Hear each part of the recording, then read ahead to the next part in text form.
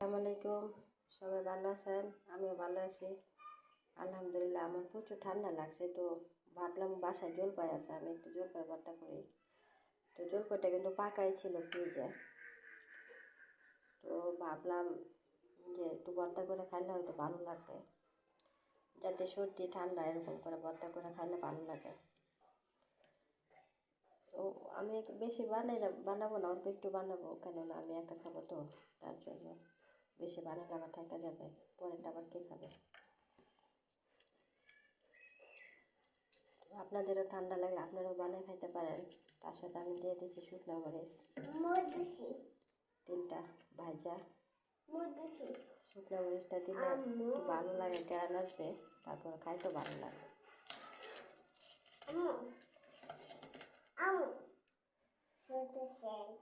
মরিচটা আমি একটু অল্প দিচ্ছি, কারণ মরিচটা ছোটো হলো ঝাল বেশি,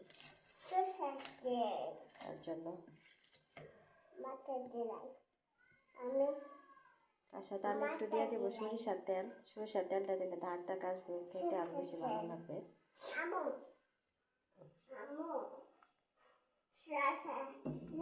আমার হাতের কাছে কাসুন্দি ছিল না, তাহলে আমি কাসুন্দি দিতাম সরিষার তেলটা না দিয়ে।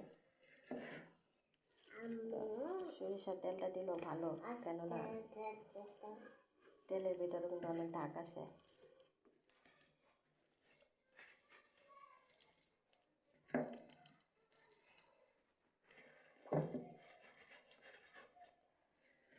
আমি মাঝে মাঝে এগুলো ভর্তা করে খাই, আমার কাছে খুব ভালো লাগে।